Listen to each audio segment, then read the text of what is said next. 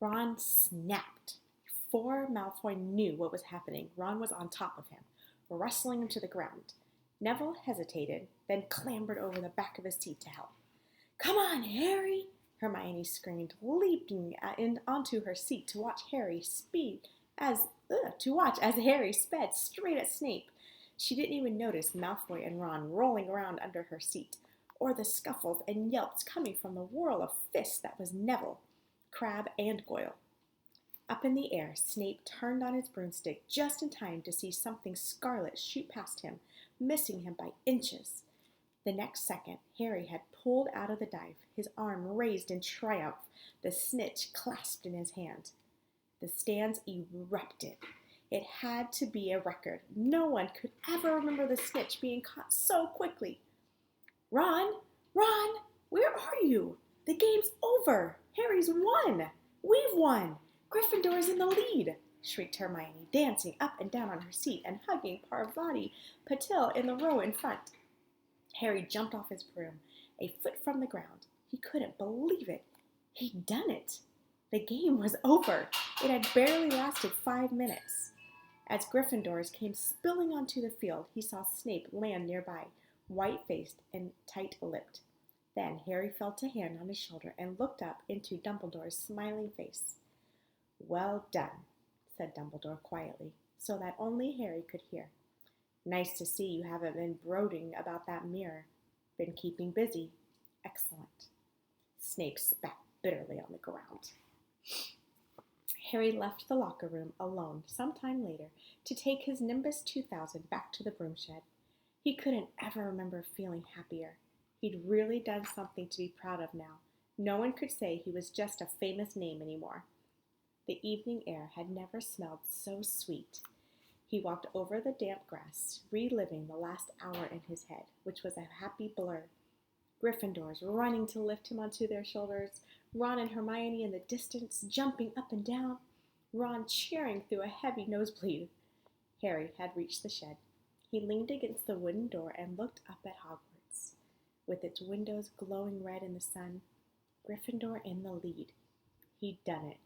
He'd shown Snape. And speaking of Snape, a hooded figure came swiftly down the front steps of the castle, clearly not wanting to be seen. It walked as fast as possible towards the forbidden forest. Harry's victory faded from his mind as he watched. He recognized the figure's prowling walk.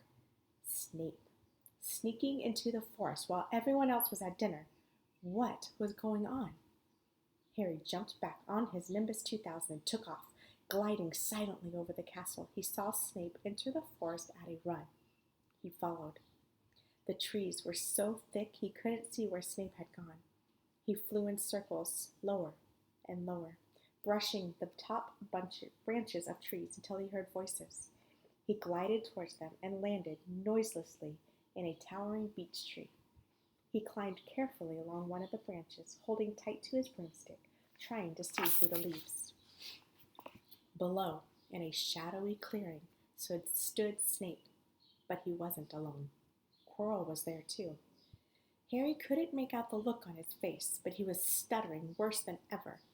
Harry strained to catch what they were saying. "Don't know why you wanted to meet me here of all places, Severus." "Oh, I thought we'd keep this private," said Snape, his voice icy. "Students aren't supposed to know about the Sorcerer's Stone, after all." Harry leaned forward. Quirrell was mumbling something. Snape interrupted him. "Have you found out how to get past that beast of Hagrid's yet?" But Severus, You don't want me as your enemy, Quirrell," said Snape, taking a step towards him. I don't know what you... "You know perfectly well what I mean." An owl hooted loudly, and Harry nearly fell out of the tree. He steadied himself in time to hear Snape say, "Your little bit of hocus pocus. I'm waiting."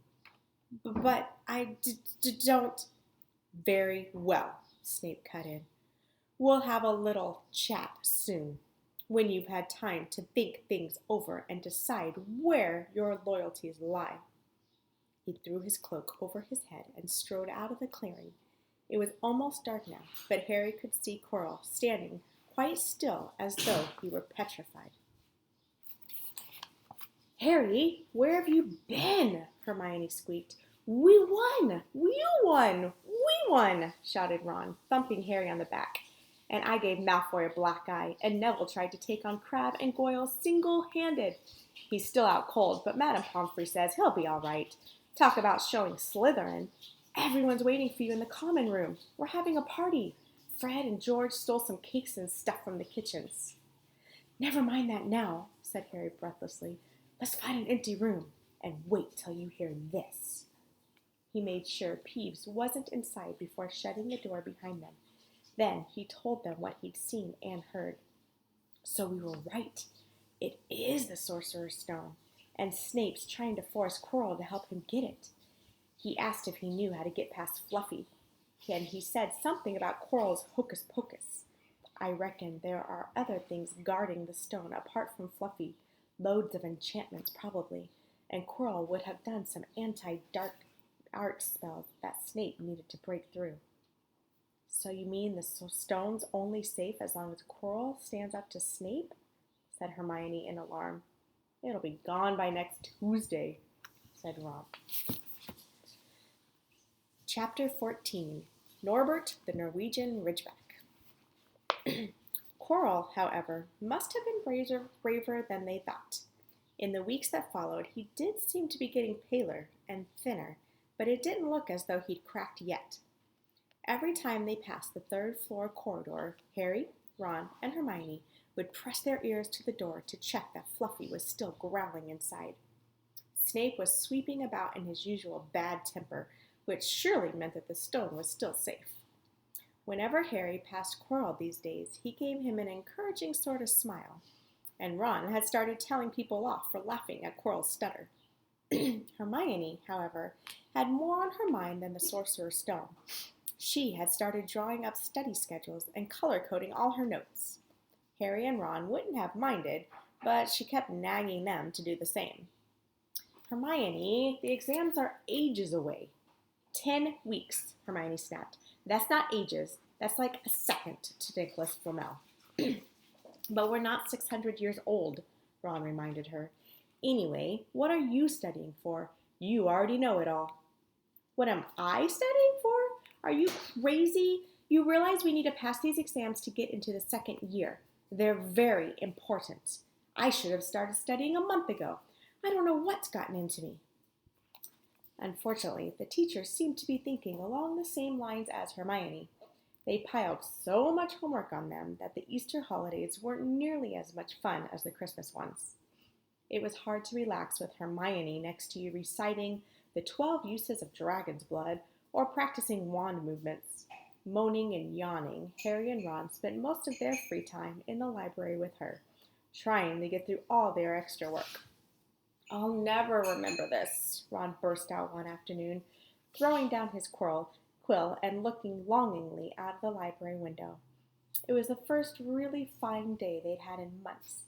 The sky was a clear, forget-me-not blue, and there was a feeling in the air of summer coming. Harry, who was looking up Dittany in 1,000 Magical Herbs and Fungi, didn't look up until he heard Ron say, "Hagrid, what are you doing in the library?" Hagrid shuffled into view, hiding something behind his back. He looked very out of place in his moleskin overcoat.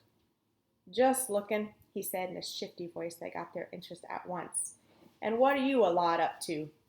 He looked suddenly suspicious. "You're still not looking for Nicholas Flamel, are you?" "Oh, we found out who he is ages ago," said Ron impressively. "And we know what the dog's guarding. It's a sorcerer's—" "Shh!" Hagrid looked around quickly to see if anyone was listening. "Don't go shouting about it. What's the matter with you?" "There are a few things we wanted to ask you as a matter of fact," said Harry, "about what's guarding the stone apart from Fluffy." "Shh!" said Hagrid again. "Listen. Come and see me later. I'm not promising I'll tell you anything, mind, but don't go rabbiting around about it in here. Students aren't supposed to know. They'll think I've told you." "See you later, then," said Harry. Hagrid shuffled off. What was he hiding behind his back? said Hermione thoughtfully. Do you think it has anything to do with the stone?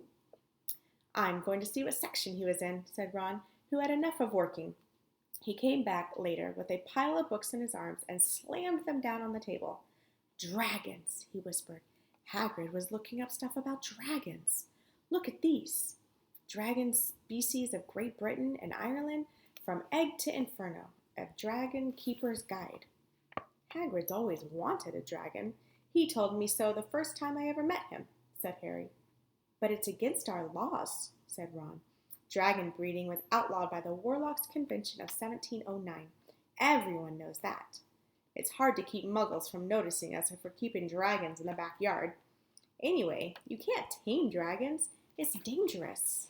You should see the Burns Charlies got off wild ones in Romania. But there aren't wild dragons in Britain, said Harry. Of course there are, said Ron. Common Welsh green and Hebridean blacks.